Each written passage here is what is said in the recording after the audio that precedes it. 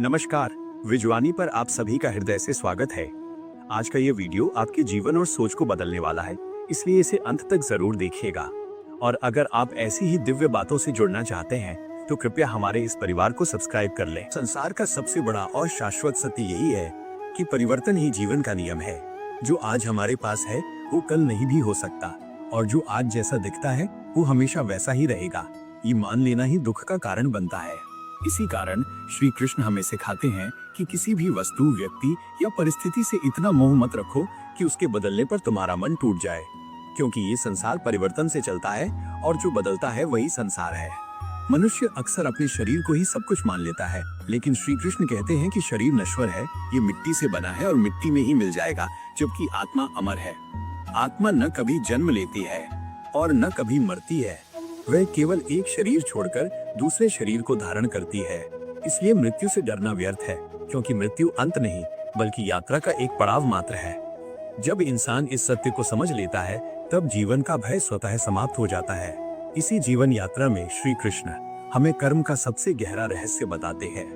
वे कहते हैं कि मनुष्य का अधिकार केवल कर्म करने पर है, फल पर नहीं।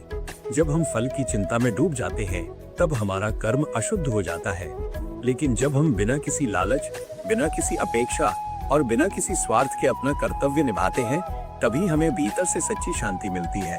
निष्काम कर्म ही जीवन को हल्का और सरल बनाता है, लेकिन इस मार्ग में सबसे बड़ी बाधा है हमारा मन। मन कभी भूत में ले जाकर पछतावे से भर देता है और कभी भविष्य में ले जाकर चिंता से घेर लेता है। श्री कृष्ण कहते हैं कि जीवन की सबसे कठिन साधना अपने मन को वश में करना है। जिसने अपने मन को जीत लिया उसके लिए ये संसार आसान हो जाता है, और जो मन के पीछे भागता रहा वही मन उसे भटकाकर विनाश की ओर ले जाता है। मन के साथ जुड़ा हुआ एक और बड़ा शत्रु है क्रोध। गुस्सा इंसान की बुद्धि को नष्ट कर देता है, सही और गलत के बीच का अंतर मिटा देता है और इंसान को ऐसे निर्णय लेने पर मजबूर कर देता है जिनका पछतावा उसे जीवन भर होता है। इसलिए जो व्यक्ति अपने क्रोध पर नियंत्रण पा लेता है वही वास्तव में स्वयं पर विजय प्राप्त करता है। इन सब के मूल में छिपा है अहंकार। अहंकार वो भावना है जो इंसान को यह विश्वास दिलाती है कि सब कुछ वही कर रहा है। श्री कृष्ण कहते हैं कि जब तक मैं का भाव बना रहता है तब तक ईश्वर का अनुभव संभव नहीं। जिस दिन मनुष्य अपना अहंकार त्याग देता है और स्वयं को केवल एक माध्यम मान लेता है, उसी दिन ईश्वर उसके जीवन में प्रकट हो जाते हैं। जीवन में जो कुछ भी घटता है वो यूं ही नहीं होता। जो बीत गया, जो हो रहा है और जो आने वाला है वो सब किसी बड़े उद्देश्य के अंतर्गत ही घटता है। इसलिए बीते हुए कल का बोझ उठाकर और आने वाले कल की चिंता करके आज के इस अनमोल क्षण को नष्ट करना समझदारी नहीं है। जो वर्तमान में रहकर कर्तव्य करता है वही सच्चे अर्थों में जीवन को जीता है। समय कभी एक सा नहीं रहता।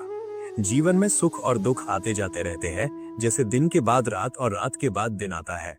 इसलिए दुख के समय धैर्य रखना और सुख के समय विनम्र रहना ही जीवन की सच्ची समझ है। जो व्यक्ति ईश्वर पर पूर्ण विश्वास रखकर धैर्य के साथ आगे बढ़ता है वही हर परिस्थिति में स्थिर बना रहता है। अंत में श्री कृष्ण यही संदेश देते हैं कि जब इंसान अपना सर्वस्व ईश्वर को समर्पित कर देता है और निष्काम भाव से जीवन जीता है तभी उसका जीवन सार्थक बनता है। यही मानव जीवन का असली उद्देश्य है, यही शांति का मार्ग है और यही श्री कृष्ण की अखंड शिक्षा है। राधे राधे।